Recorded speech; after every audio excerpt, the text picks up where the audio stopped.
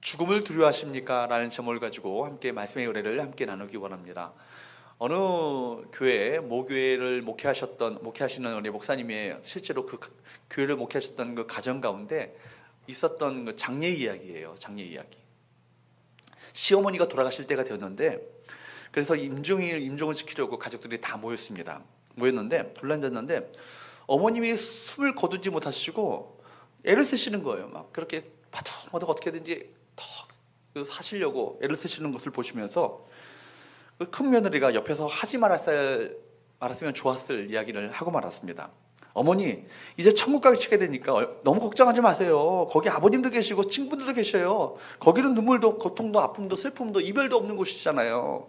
좋은 시간 보낼 수 있으니까 얼마나 좋으세요. 어머니 얼마나 좋으세요. 그러니까 그 얘기를 듣는 순간 성경에 있는 대로 다 말했잖아요. 그런데 틀린 말이 하나도 없는데 시어머니에게는 며느리 말이 어떻게 들렸을까요? 왜 빨리 안 가요? 빨리 죽으세요. 이 얘기로 들린 거예요. 시어머니가 눈을 감고 나지막한 소리로 얘기합니다. 그렇게 좋은데 나 혼자 갈 수 있니? 너도 같이 가자. 순간 며느리가 당황스러워서 이렇게 얘기합니다. 어머니, 아이들이 있잖아요. 이 아이들 어머니 손주들이잖아요. 이 아이들에게는 제가 아직 필요해요. 그러니까 어머니가 얘기합니다. 그놈들도 같이 가자. 그래서 임종 순간이요, 순식간에 아주 썰렁한 분위기로 아주 그렇게 되었다고 그렇게 얘기합니다. 시어머니도 며느리도 다 그 천국을 믿지만 죽음의 두려움을 해결하지 못한 가정인 것이죠. 우리 예수님을 믿는다고 해도요, 교리적으로만 믿으면요, 행함이 없으면 열매가 없어요. 예수님이 나와 함께 계심을 믿으면서도 염려가 사라지지 않는 거 뭐예요? 이거 예수께서 나와 함께 하신다는 거 교리적으로만 아는 거예요. 지금 나와 함께 계신다는 것을 실제적으로 사실적으로 믿으면요, 내 마음 가운데 염려와 걱정과 불안이 사라지게 되어 있어요. 여러분, 은밀하게 짓는 우리 죄를 우리가 이것을 이기지 못하는 이유가 뭐예요? 살아있는 신앙으로 받아들이지 못하고 단지 이론, 교리적으로만 믿으니까 이 죄 문제도 우리가 해결하지 못하는 것 아니겠습니까? 교리적이고 이론적으로만 믿으면 천국 소망 가졌다고 해도 이렇게 생각하는 거예요. 천국이 있다 카더라, 그냥 있다 카더라야. 이것이 천국 소망이 나에게 실제가 되지 못하고, 그로 말미암아 천국 소망을 통해서 결국 이 땅의 모든 문제들을 극복할 수 있는, 초연할 수 있는 그 힘과 능력을 거기서 얻을 수 없는 거예요. 사랑하는 여러분, 우리가 정말 하나님을 믿고 살아계신 하나님을 알고 주님과 동행하게 될 때 정말 우리가 이 세상을 초연할 수 있는, 진정한 죽음을 이길 수 있는 능력을 우리가 힘있게 될 줄로 믿습니다. 정말 주님을 아는 사람, 정말 주님을 믿는 사람은요, 세상에 감당할 수 없어요. 이 사람들은 환경을 바라보지 않거든요. 환경을 초연하거든요. 저 주께서 살아계심을 믿거든요. 이걸 통해서 주께서 역사하시고 일하실 것을 믿거든요. 이걸 통해서 결국 하나님께서 선을 이뤄나가신다는 것을 확실히 알기 때문에, 여러분, 이 천국이 있다고 확신하는 사람은요, 결국 죽음까지도 두려워하지 않는 그 믿음을 갖게 되는 것이죠. 사랑하는 여러분, 오늘 이 말씀을 통해서 다시 한번 바울의 믿음의 태도를 다시 한번 우리가 바로 살펴보면서 우리 모두에게 다시 한번 바로 영적인 신령한 교훈을 우리 모두가 얻게 되기를 주님으로 축복합니다. 말씀을 시작하면서 조시는 분들은요, 제 책임이 아니에요. 말씀을 한참 진행하다가 졸면 어쩔 수 없는데, 시작할 때부터 눈을 감고 계시는 분들은 제 책임이 아니에요. 이거는 뭔가 문제가 있는 것 같아요.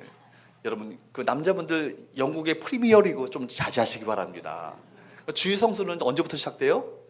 토요일 저녁부터 시작되는 거예요. 토요일 저녁부터 드라마 끊으시고, 축구 경기 끊으시고, TV 끊으시고, 인터넷 끊으시고, 온전히 토요일날 일찍 주무셔서 주일날 생생한 정신을 가지고 주님을 만날 수 있기를 축복합니다.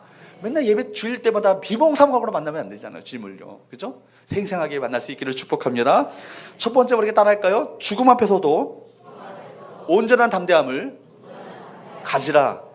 죽음 앞에서도 온전한 담대함을 가지라는 거예요. 우리 주님께서 십자가를 앞두고 있었을 때 그 제자들이 마음 가운데 큰 근심을 했죠. 주님께서 이제 십자가에 달려 돌아가신대. 그럼 우리가 어떻게 되는가? 우리도 이제 다 잡혀 죽게 되겠지. 이런 어떤 마음 가운데 큰 두려움과 절망 가운데 빠졌을 때 주님께서 그 예수의 제자들에게 말씀을 하셨어요. 이것이 요한복음 14장과 15장과 16장 다락방 강화, 다락방 설교라고 하는 내용들인데, 이때 바로 말씀을 통해서 바로 그 천국에 대한 이야기를 하시는데, 14장 바로 1절부터 시작되어지는 바로 다락방 설교를 시작하시면서 어떤 말씀을 하셨냐면 1절 말씀을 볼까요? 시작. 너희는 마음에 근심하지 말라. 하나님을 믿으니 또 나를 믿으라. 너희가 마음에 근심할 이유가 없어. 하나님을 믿으니 또 누굴 믿어야 돼? 날 믿어야 돼. 2절 말씀을 보세요. 시작.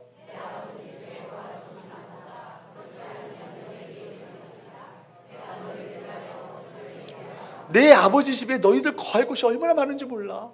내가 너희를 위하여 거처를 예비하러 가노니. 3절 말씀 봅니다. 시작.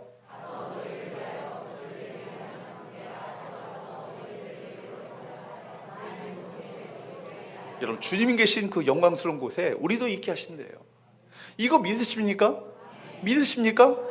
안 믿는 것 같은데 여러분 사시는 거 보면요, 얼마나 염려와 근심 가운데 전전긍긍하며 사는지 몰라요.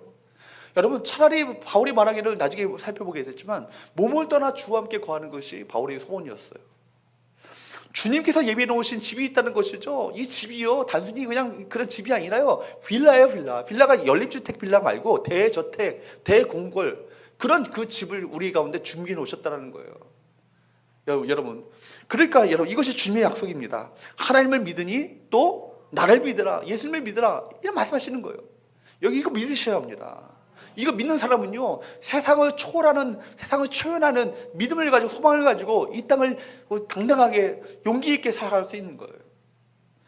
그러니까 바울은 이걸 믿었기 때문에, 이 소망이 있었기 때문에 어떻게 신앙을 고백합니까? 20절 말씀을 볼까요? 시작.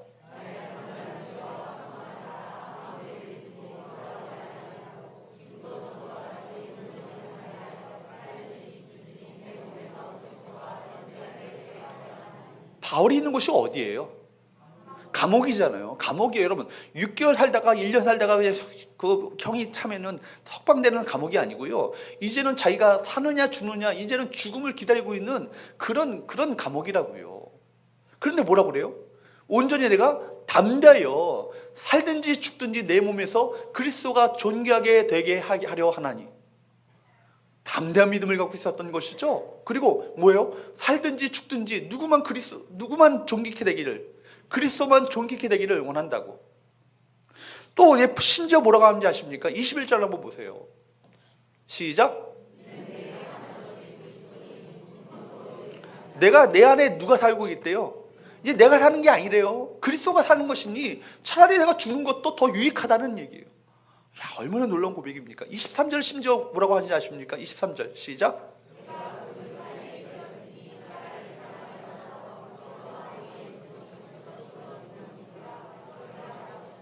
여러분, 바울이 뭐라고 하냐면, 사람의 마음 가운데는 살고자 하는 욕망이 당연히 본능적으로 있어요. 살고자 하는 욕망. 그런데 또 어떤 욕망이 있냐면, 바울은 믿음으로 어떤 욕망을 취해요? 세상을 떠나 그리스도와 함께 거하는 것. 이거 뭐예요? 죽겠다는 욕망이에요. 죽어서, 그죠? 세상을 떠나서 그리스도와 함께 거하는 그 욕망. 근데 이 둘 중에서 어떤 것이 더 크대? 후자가 뭐예요? 그래서 죽는 게 더, 그 욕망이 더 크다는 얘기예요. 소위 말하면 죽겠다는 얘기예요. 죽는 욕망. 여러분, 이런 믿음이 바로 천국 소망이라고 하는 거예요. 그래서 그런 죽음 앞에서도 온전히 담대하여, 죽음 앞에서 결코 어떤 두려워하거나 절망하거나 낙심하거나 염려와 근심 가운데 있었던 것이 아니라 온전히 담대하여 살든지 죽든지 그리스도 안에서 내가 그리스도만이 존귀케 되기를 원한다, 이런 고백을 할 수 있었던 것입니다. 마치 천국을 보는 것처럼, 마치 천국이 눈앞에 펼쳐지는 것처럼, 이 땅에서 그리고 천국이 이루어지는 것처럼 그런 경험을 했던 거예요. 그래서 신학자 폴 틸리는요, 이런 얘기를 해요. 그의 책 존재의 용기라는 책에서 믿음의 정의를 이야기하거든요. 믿음의 정의. 믿음이란 과연 무엇인가? 믿음이란 그럼에도 불구하고의 용기다. 뭐라고요? 믿음은 그럼에도 불구하고의 용기래요. 그러니까 여러분, 그럼에도 불구하고의 용기가 어떻게 생겨요? 누굴 믿으니까? 하나님을 믿으니까. 누굴 믿으니까? 예수님을 믿으니까. 무엇을 소망하니까? 천국 소망이 분명하고 그의 인생 가운데 확신이 되니까 그럼에도 불구하고 모든 것을 초월하는 그 용기가, 담대함이 생긴다는 얘기예요.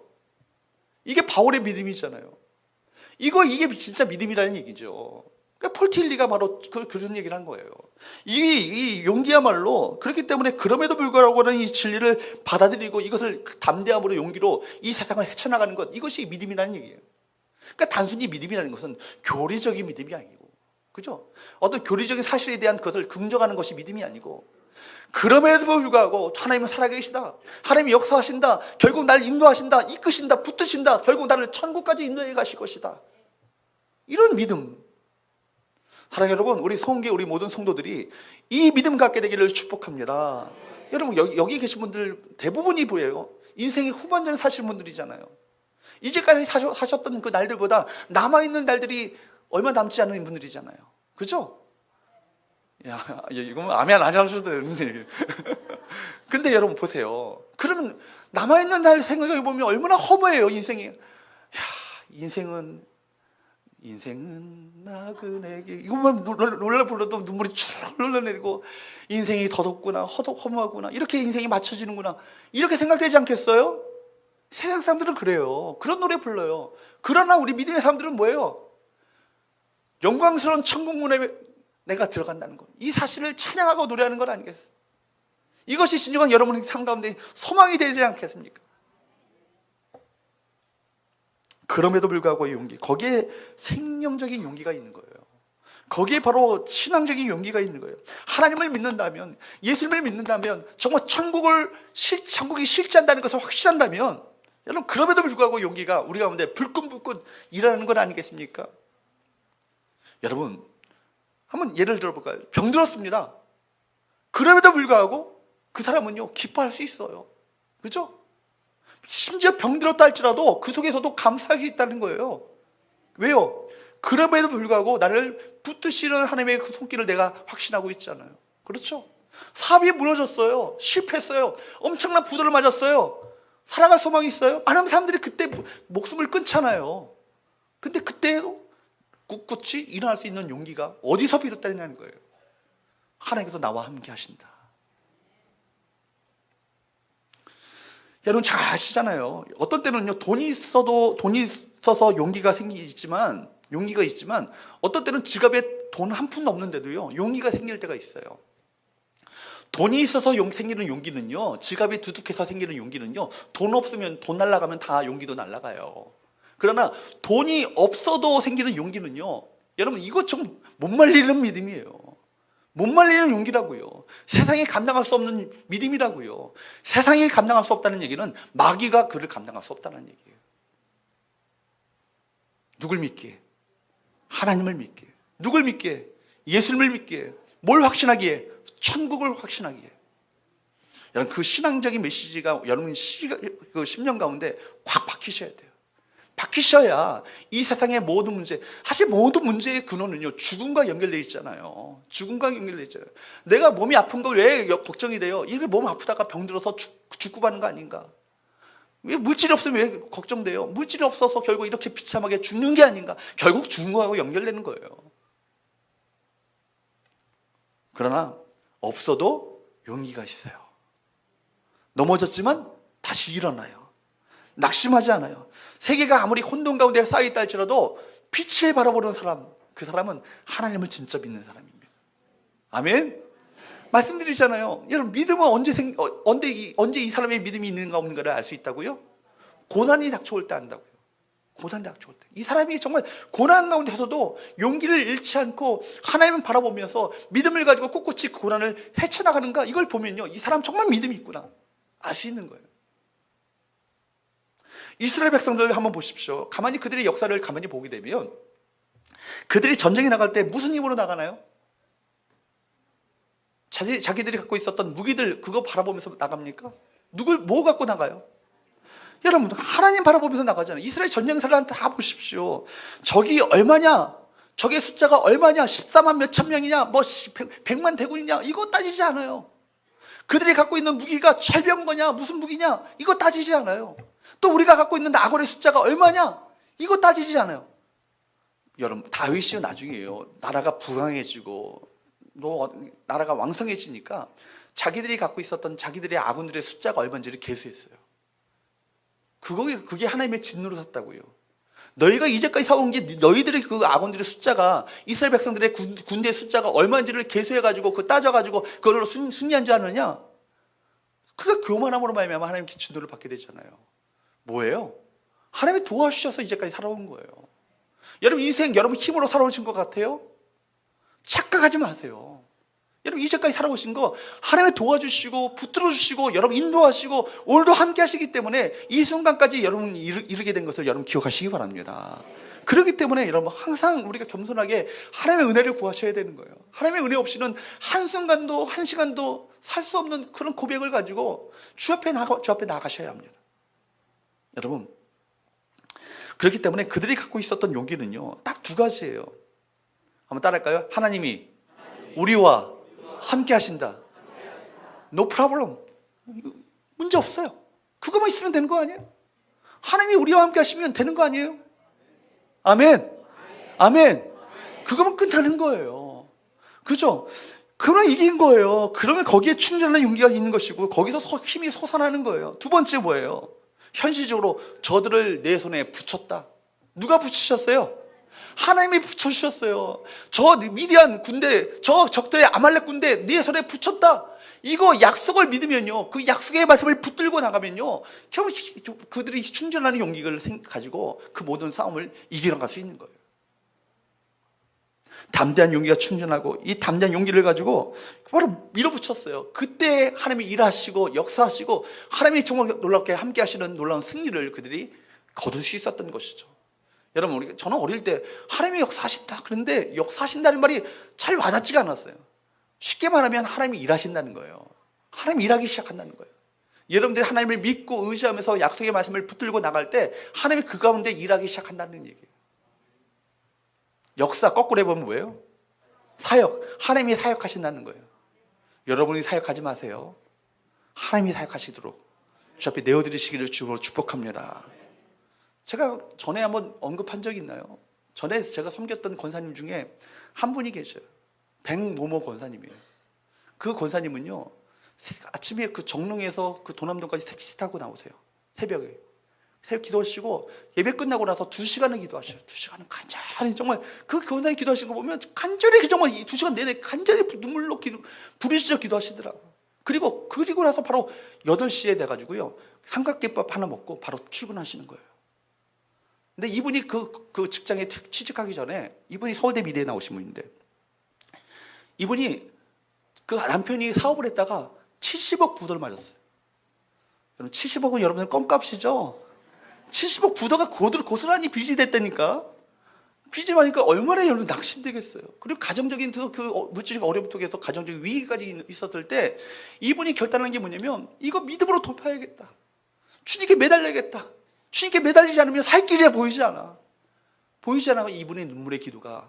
그래서 그분이 어떤 그 직장 한번 다니지 않았던 분인데 어떻게 그 강남에 있는 어떤 그 섬유회사에 그 취직하게 됐는데 이분이 승승장구를 해가지고 부장까지 올라가셨어요. 근데 이분이 섬유 디자인을 하시는 작품마다 중동의 바이어들이 막 열광을 한다는 거예요. 회사에서 기적의 인물이라고 다 그렇게 평가한다는 거예요. 어떻게 당신이 하는 것마다 어떤 중동의 바이어들이 열광을 하냐고. 그러니까 이거는 전적인 하나님 도우심이 아니고서는 설명할 길이 없다는 얘기예요. 이분이요, 성경책을 이제까지 8권을 썼는데 6권을 한글 성경을 썼고요, 한 번은 영어로 썼고요, 한 번은 중국어로 썼어. 한 번도 읽지도 않으신 분들이 그렇게 놀리지도 않으셔요. 6번을 성경을 쓰고요, 읽은 게 아니라 쓰고요, 한 번은 영어로 쓰고요, 한 번은 중국어로 썼다니까요. 예, 이 정도 반응은 좀 보이셔야지. 와, 이분이요, 고백하는 게 이거예요. 목사님, 저요, 하나님의 도우심으로 기적적으로 살아요. 하나님 도우심으로 기적적으로 살아요. 둘 다 그 아이들이요, 다 신학대학원을 갔어요. 하나는 총신대 가고 하나는 총신대 신학대학원을 갔는데 이분의 소원이 뭔지 아세요? 권사님의 소원이 둘 다 주님 앞에 순교의 제물 되는 게 그게 평생 소원이. 이거 놓고 기도하고 있대요. 너무 부끄러운 거예요. 우리 모습을 보니까. 둘 아들 다 순교의 제물로 하나님께 드려지기를 위해서 그걸 놓고 기도하고 있대요. 왜요? 이분요, 천국의 영광을 아는 사람이에요. 천국의 상급이 뭔지를 아는 사람이에요. 여러분, 우리가 고백해야 합니다. 내가 사는 게 아니에요. 누가 사시는 거예요? 내 안에 그리스도께서 사시는 것이에요. 내가 하나님의 일을 하는 거고 내가 하나님의 사역을 하는 게 아니라 뭐예요? 하나님의 일에, 하나님의 사역에 내가 고용되고 있다는 사실을 여러분 기억하셔야 합니다. 이 점을 잊지 말 때 우리가 담대한 용기를 하는 거예요. 내가 죽어도 괜찮아. 그죠? 하나님이 역사하실 거예요. 그 일을 통해서 하나님이 놀라운 존귀를 받으실 거예요. 영광을 받으실 거예요. 내가 실패해도 하나님은 결코 실패하지 않으십니다. 아멘? 이 사실을 알게 될 때 내가 그리스도께 잡힌 바 된 나이고 내게 주신 경륜을 따라서 내가 사도가 되었기 때문에 내게 주신 섭리와 경륜을 알고 있기 때문에 때로는 내가 실패하는 것처럼 보인다 할지라도 이 실패까지도 하나님의 역사 가운데 귀하게 사용될 수 있는 실패가 된다면 나는 존귀하게 쓰임받은 하나님의 사람이 아니겠습니까? 그렇기 때문에 바울은요, 감옥 안에 있든지 감옥 밖에 있든지 일이 잘 되든지 일이 안 되든지 간에 결코 문제가 되지 않았어요. 항상 기뻐할 수 있는 능력과 힘을 그가 그리스도를 통해서 얻을 수 있었던 것입니다. 디트리 보네퍼, 여러분 보네퍼 목사님을 잘 아시죠? 이분이 미국에서 유니온 신학교에서 교수 생활을 하셨던 분이에요. 근데 독일이 2차 세계대전 때 전쟁의 소용돌이에 휘말리게 되니까 독일의 그 교회들이 또 가톨릭 교회건 개신교회건 다 히틀러 앞에 넘어지는 거예요. 신앙이 변질돼서 그들이 하일 히틀러 그래요. 하일 히틀러가 뭐예요? 하일. 독일어의 하일은요, 구원이에요, 구원. 구원이 히틀러에게서 온다. 이렇게 다 그렇게 선언하고 그렇게 인사했어요. 적그리스도 아니에요? 히틀러야말로. 그러니까 이 보네퍼 목사님이요, 그 독일로 들어가려고 그래요. 그러니까 주변 사람들이 다 말리죠. 어찌 당신이 이렇게 편안한 미국의 교수직을 버리고 독일의 그 전쟁터에 왜 당신 들어가려고 합니까? 그러니까 고난받고 있는 그리스도인 내 형제들을 내가 버려둘 수 없다. 그들과 함께 내가 더불어 함께 고난을 받겠다고 생각하면서 독일로 들어갑니다. 그래서 거기서 하신 일이 뭐냐면 독일의 지하 신학교를 세우고 그 하나님의 종들을 세웁니다.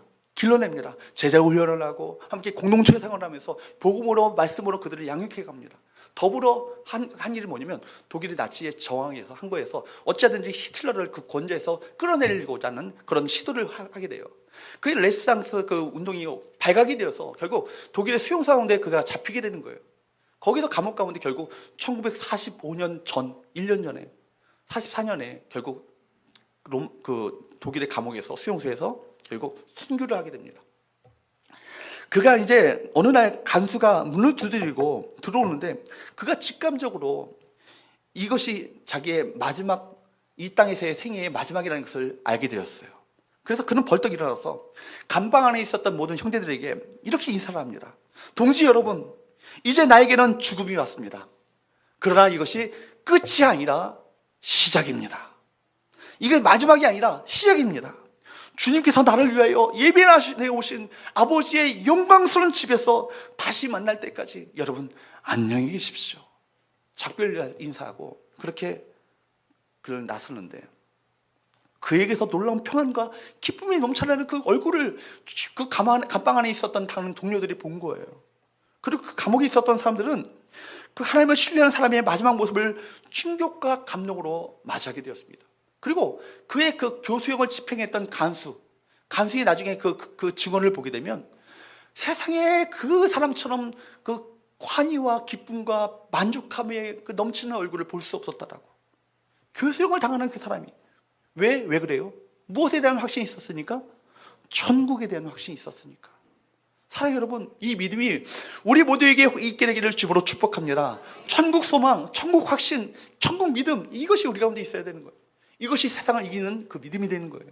두 번째로 따라하겠습니다. 천국을 믿지만 이 땅에서 사명을 감당하는 것이 유익이다. 지금 여러분 아시는 것처럼 지금 바울은요, 로마 감옥에 투옥된 상태잖아요. 지금 로마 감옥에 갇혀서 재판을 받게 된다는 것은요, 지금으로 말하면 대법원 판결을 기다리고 있는 거예요. 대법원 이외에 또 상급 법원이 있나요? 없죠. 대법원 마지막 3심 그 최종적인 재판 끝나면 사형이건 무죄건 이거 판결되면 그대로 따라가는 것이 끝이에요. 더 이상 항소할 수 없어요. 그렇기 때문에 바울은요, 본문에서 두 가지 결단의 표현을 하는 거예요. 한 가지는 내가 재판에서 무죄로 확정되어서 자연이 된다면 어떻게 하겠다는 거예요? 복음을 증거하면서 그리스도를 내가 존귀하게 하겠다. 이 얘기예요. 살든지라는 얘기는 그거예요. 내가 자연이 되어서 살게 되면 살면서 복음을 증포함으로 말미암아 그리스도를 존귀하게 했다. 그런데 또 하나는 뭐예요? 죽든지 내가 정말 죄인 이제는 사형이 선고되면 순교를 통해서 그리스도를 존귀하게 하겠다. 이것이 바울의 결단의 표현 아니겠습니까? 그러니까 결국 뭐예요? 사나 죽으나 자신을 통해서 누구만 존귀게 된다면 예수님만 존귀게 된다면 아무런 여한이 없다라는 거예요.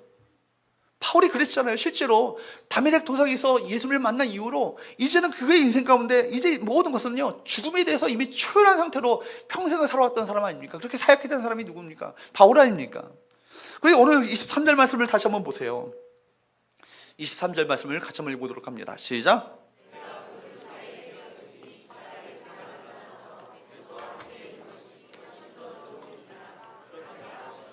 여기 보십시오. 여기 보면 바울은요 이 세상을 떠나 누구와 함께 있는 것이 훨씬 좋은 일이라고요? 그리스도와 함께 있는 것이 훨씬 더 좋은 일이고 그렇게 하고 싶다고 밝히고 있어요. 여러분 하나님의 종들이요 그 기도가 다 신령했던 것은 아닌 것 같아. 그 하나님의 종들의 기도를 보게 되면 빨리 죽고 싶다라는 그 기도를 하나님 앞에 드렸던 사람들이 많이 있어요. 실제로 엘리야, 유명한 엘리야가 이세벨의 그 박해 가운데 있었을 때, 핍박 가운데 있었을 때 어떤 기도를 여러분 드리는지 아시죠? 여호와여 차라리 저를 죽여주십시오. 이렇게 기도를 드렸어요.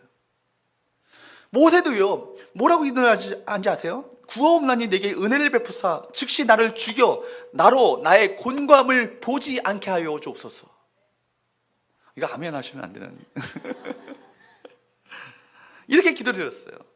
또 요나도요 여호와여 원컨대 이제 내 생명을 추하소서 사는 것보다 죽는 것이 내게 나음이니이다. 죽는 게 더 낫다는 얘기죠. 이런 기도드렸어요. 근데 신기한 것은요 여러분 하나님께서 이 기도를 응답하셨나요? 다 이런 기도를 응답 안 하세요. 오히려 이 기도 후에 하나님께서는요 그 사람들을 사용하셔서 놀라운 역사를 더 일으키시고 만드실 것을 보게 돼요. 그 이유가 더 그 하나님의 놀라운 역사들이 그 인생들 가운데 펼쳐지고 있잖아요. 그러므로 진정한 소망은 뭐예요? 언제 죽나 하면서 죽는 순간을 기다리며 사는 것이 진정한 소망이 아니에요. 진정한 소망은 뭐예요?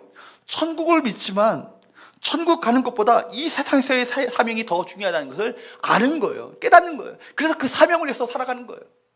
하이데거가 그러잖아요. 하이데거는 이 세상에 우리 가운데 기투된 존재라고, 우리 던져진 존재라고 얘기해요. 그러니까 던져진 존재니까 삶의 의미가 뭔지 모르니까 허무하니까 실질적인 의미를 찾고 헤매는 거 아니에요? 근데 우리가 그런 존재예요? 그런 존재가 아니에요. 우리가 살아있는 것은 뭐예요? 우리에게 무엇이 있는 거예요? 사명이 있는 거예요. 여러분 사명 때문에 여러분 생존하고 있는 거예요. 근데 우리 거꾸로 생존을 위해서 생존하지 마시고 정말 사명을 위해서 생존하시는 저와 여러분들 되시기를 주님으로 축복합니다. 여러분 우리 사명이 얼마나 중요한 거예요. 여러분 그렇기 때문에 우리 권사님들 낙심하지 마시라고요. 모세 몇 세 때 부르셨다고요? 80세 때 불렀다고요. 그죠? 아브라함 몇 세 때 불렀어요? 75세 때 불렀어요. 내 나이가 그쯤 됐네? 소망을 가지시기 바랍니다. 하나님께서 사용하시면요 할머니들 통해서 할아버지를 통해서도 사용하실 수 있는 거예요. 24절 말씀을 보세요. 24절 같이 한번 읽어보도록 할까요? 시작. 그러니까 바울이 뭐라고 고백해요? 내가 육신으로 있는 것이 너희를 위하여 내가 죽는 것이 더 소망이고 내가 이걸 바라는 바지만 그러나 내가 육신으로 있는 것이 너희를 위하여 더 뭐라고요? 유익하다고. 이런 고백을 하는 거예요. 더 유익하다고. 너희 빌립보 성도를 위해서 더 유익하다고. 25절 한번 보세요. 시작.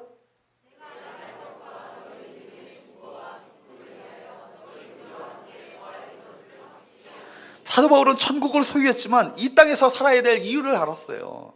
주의 복음을 더 많은 사람에게 전하고 교회를 든든히 세워나가는 것, 이것이 바울의 또 꿈이었고 이것이 바울의 살아갈 이유였던 것입니다. 여러분 이것이 동일하게 저와 여러분의 살아갈 이유가 될 수 있기를 축복합니다. 더 많은 이들에게 내가 관계하고 있는 모든 사람들은 나에게 보내신 하나님의 사람들이고 내가 그들에게 전해야 될 책임이 내 가운데 있고 그들 바로 그리스도인들로 만들고자 하기 위해서 나를 그 가운데 그들 보내신 것이다. 지난번에 유정욱 사모님 기억 안 나시죠? 간증. 유정욱 사모님 그러잖아요. 시대 가운데서 얼마나 믿지 않는 한 명도, 어떻게 보면 사돈을 팔촌을 털어서 믿는 사람이 한 명도 없대. 그러니까 핍박받고 막 너무 괴로워가 힘들어하니까 친정 어머니가, 야, 너 그 집안에 선교사로 보낸 거야. 관점이 다 바뀌어진 거예요. 그 다음부터 시댁 식구들을 다 전도하기 위해서 얼마나 힘썼던, 예수 믿는 거, 교회 다니는 것도 가는 것 때문에 정말 매 맞는 그 아내가 되었던 그 사모님이 나중에 남편까지 신학을 시켜가지고 목사님으로 만드는 기적 아닙니까? 여러분도 그런 자세를 가지고 살아가시기 바랍니다. 어쩌자고 나를 하나님 내 팔자야, 나를 믿지 않는 가정에 날 보내셔서 이렇게 믿지 않는 가정에 남편 만나가지고 이렇게 혹독한 핍박을 받게 하는가, 이렇게 하지 마시고 하나님께서 네 남편 구원하기 위해서 너를 붙였다. 아멘. 여러분, 마태복음 17장에 보게 되면 예수께서 그 높은 산에 올라가시는 얘기가 나오죠. 거기서 어떤 것을 경험해요? 모세가 나타나고 또 누가 있어요? 엘리야가 나타나고 예수님이 계셔요. 근데 그들이 환한 영광의 광채 속에서 서로 이야기하는 모습들이 보게 된 거예요. 그러니까 예수님 따라 올라갔던 베드로와 요한과 야고보 세 사람이요, 보니까 눈이 휘끄덕 바뀌거든요. 야, 천국이 이렇게 좋은 곳이구나. 야, 천국에 이런 광채가 있겠구나. 이런 영광이 있겠구나. 그러면서 이런 얘기를 하는 거예요. 그래서 베드로가 뭐라고 하는지 아십니까? 17장 4절 마태복음 한번 읽어보도록 합니다. 시작.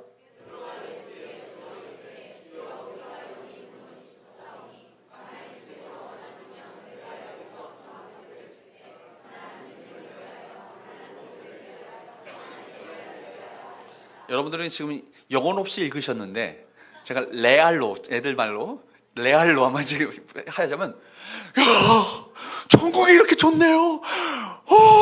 천국이 이렇게 좋네요.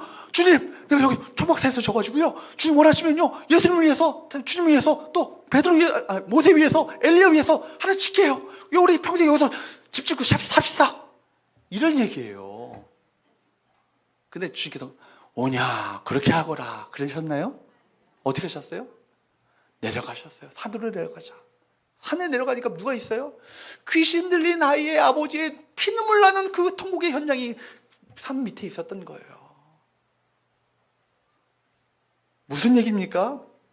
우리는 하늘 백성이에요. 그렇기 때문에 우리의 삶의 지향은요, 천국 저 높은 곳을 늘 지향하며 성하며 살아야 되는 거예요. 그 놀라운 세계, 그 신비의 세계에 우리 영적 가치를 두고 그 체험 속에서 우리 삶의 신앙의 뿌리를 내리셔야 합니다. 그러나 우리의 발은 어디에 내려가셔야 돼요? 저 낮은 곳으로 내려가셔야 돼요. 세상 가운데 내려가셔야 돼요. 우리 삶의 현장, 중랑구의 뒷골목으로 내려가셔야 돼요. 그래서 거기서 구체적으로 이 땅에서 그리스도의 정신과 사랑을 실천하며 놀라운 은혜로 이 땅에서 하나님의 나라를 정말 세워나가는 그 아름다운 섬김과 희생과 봉사와 그 사역들을 우리가 그 사역을 감당해야 합니다. 주님의 손에 나의 손을 포개고 주의 발에 나의 발을 포개셔서 우리가 주님의 손이 되어지고 주님의 발이 되어서서 주님께서 하지 못하셨던 그 사명들을 우리가 감당하는, 주님의 몸인 우리가 그 주의 지체가 되어서 사명을 감당하는 우리 교회가 될 수 있기를 주로 축복합니다. 여러분, 마지막 세 번째, 따라할까요? 모든 일에 그리스도만 존귀하게 되기를 소원하라. 20절과 21절 말씀을 다시 한번 읽어보도록 합니다. 20절과 21절 말씀을 다시 한번 읽어보도록 합니다. 시작.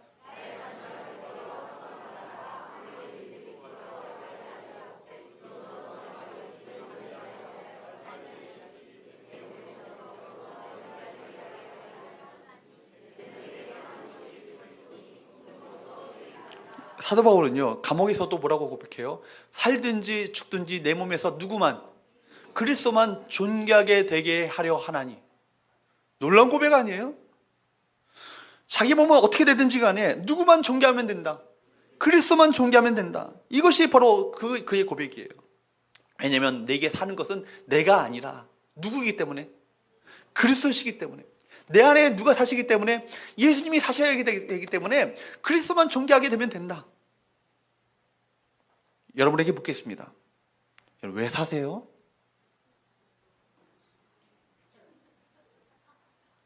왜 사세요?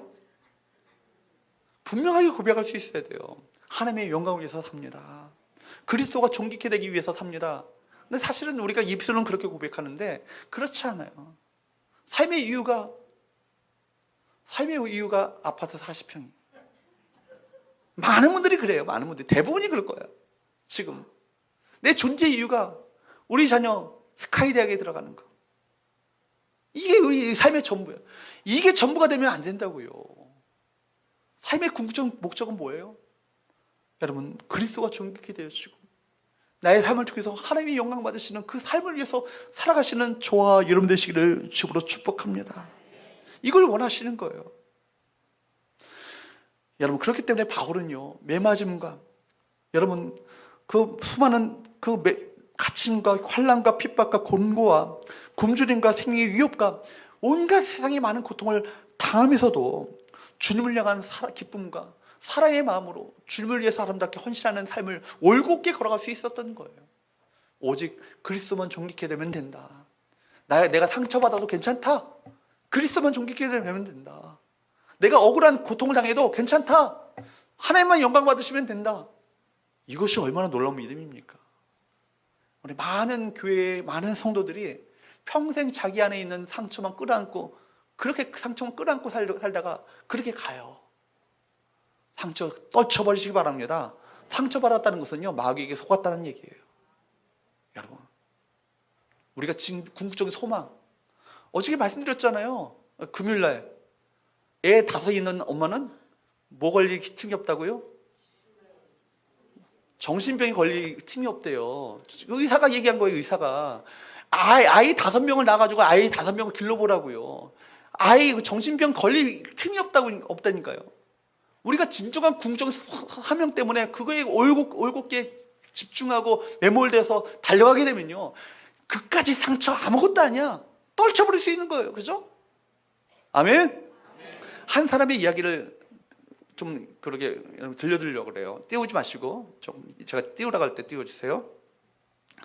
이 사람이 누군지 한번 생각해 보세요. 10살이 되기 전에 부모님이 세상을 다 떠나버렸습니다. 10살이 되기 전에. 그러니까 이 사람은 평생을 형 밑에서 자랐어요. 형 밑에서. 그래서 지금 부모님이 세상을 떠났다는 얘기는 고아로 자랐다는 얘기입니다. 나이가 들으면서, 근데 형이요, 이 동생을요, 아주 모지게 핍박하고 박해를 많이 했어요. 미워하게 했습니다. 나이가 들으면서까지 형의 사랑을 못 받았어요. 이 사람이 그렇게 기적적으로 결혼을 해가지고, 결혼을 했는데 13년 만에 그 사랑하는 아내가, 젊은 아내가 세상을 떠나고 말았어요. 그 두 번째 그 아내와 또 재혼을 하게 됐는데, 첫째 아내와 두 번째 아내 사이에 20명의 아이들이 있었어요. 근데 20명 중에서 10명은요, 어려서 다 죽었어요. 그리고 한 명은 일단 20살에 죽고 한 명은 정신박약합니다. 이 사람이 나이가 들자 눈이 멀고 맹인이 됐어요. 그리고 거기다가 뇌졸중으로 쓰러져가지고 반신불수가 되었어요. 여러분, 이 인생 얼마나 비참합니까? 행복할까요? 세상적으로 볼 때? 그렇지 않죠. 얼마나 불행합니까? 근데 이분의 좌우명이 있어요. 좌우명. 오직 하나님의 영광을 위하여. 이것이 이분의 좌우명이에요. 하나님의 영광이 인생의 목표입니다. 그렇기 때문에 하나님이 내 안에서 역사하시고 계시다는 이 믿음이 있었기 때문에 그렇게 고통스러운 환경과 불행한 현실 속에서도 낙심하지 않고 하나님을 위해서 아름답게 그렇게 헌신했던 아름다운 사역을 했던 사람이 바로 이 사람이에요. 누굴까요? 헬렌 켈러가 아니고 요한 세바스찬 바예요. 얘는 바. 음악, 여러분, 중고등학교 때 여러분, 바하는 어떻게 불렸어요? 음악의 아버지라고 불렸잖아요. 지금도요, 바하의 음악을 따라갈 사람이 없을 정도로 이 사람 대단한 사람이에요. 이 사람은 바로 루터의 종교개혁을 음악적으로 뒷받침한 사람이에요. 그러니까 교회사적으로도 굉장히 중요한 사람이죠. 바로 이 사람은요, 솔리 데오 글로리아. 뭐예요? 오직 하나님께 영광을. 그리고 이 사람의 악보에 보면요, 주 예수의 이름으로, 주 예수의 도움으로, 이런 글을 모든 악보에 다 기록을 했어요. 그래서 실제로 악보를 한번 이 사람이 어떤 사람인가 한번 보세요. 세반참하고요. 그 다음 화면에 좀 남겨주세요. 이 사람의 악보를 한번 보시게 되면 오른쪽, 여러분 보실 때 오른쪽 밑에 아래 보면은 뭐라고 썼는지 아십니까? 솔리 데오 글로리아. 솔리라는 말은 오직, 데오 하나님께 글로리아 영광을, 이 말이에요. 그러니까 바울은요, 언제나 내가 아닌 하나님께 영광을, 그리스도가 내 몸에서, 내 삶 속에서 존귀하게 되기를 원하는 그런 마음을 가지고 살았던 거예요. 그래서 오직 하나님께 영광을, 오직 주 예수의 이름으로, 또 예수님의 도움으로 자기가 곡을 써내려가는 것 자체가 그냥 써내려가는 것이 아니라 주님께서 날 도와주시고 내게 은혜를 베푸셔서 이 곡을 쓸 수 있었다라고 고백하는 그 신앙적인 사람이었던 것입니다. 그래서 하나님께서는 그렇게 불행하고 어떻게 보면 아무것도 할 수 없었던 그런 삶 가운데서도 바로 그를 위대한 음악가로 만드시고 그를 통해서 하나님의 영광을 나타내 보이시는 귀한 역사를 이루셨습니다. 내 몸에서, 여러분, 내 가정에서, 내 학교에서, 내 사업에서 그리스도를 존귀하게 하고 높일 때 그때 누가 일하실까요? 하나님이 일하셔요. 여러분의 삶을 통해서 하나님이 일하시는 것을 경험하게 될 줄로 믿습니다. 여러분, 말씀을 맺겠습니다. 여러분의 믿음을 통해서 다른 사람의 믿음의 진보가 이루어지고 있습니까? 여러분을 통해서 예수 그리스도의 복음이 증거되어지고 전파되고 있습니다. 있습니까? 그로 말미암아 여러분 삶을 통해서 그리스도가 존귀케 되어지고 하나님의 영광 돌려지는 귀한 역사들이 여러분 삶 가운데 일어나고 있습니까? 다시 우리 자신의 삶을 돌아보시면서 주님, 살든지 죽든지 오직 그리스도만 존귀케 되기를 원했던 바울과 같이 이 세상의 모든 문제에 초연하여서 하나님 나라를 바라보는 믿음으로 서게 하여 주시옵시고 오직 그리스도만 존귀케 되시고 하나님만이 영광 받으시는 그 삶을 살아갈 수 있도록 도와주셔서 마지막 날 주 앞에 섰을 때 주께서 어떻게 인정하실까요? 여러분 천국 입성하실 때 버선발로 아마 뛰어나오실 거예요. 그러면서 여러분을 꼭 안아주시면서 사랑하는 아들아, 사랑하는 내 딸아, 내가 나를 위해서 이 모든 것을 바치면서까지 헌신하고 희생하고 섬겼지. 내가 내 공로를 안다, 내 헌신을 안다, 내 섬김을 안다. 생명의 멸관을 여러분에게 씌워주시는, 친히 세우시는 그 은혜를 우리 모두가 또 경험케 되기를 주부로 축복합니다. 기도하겠습니다.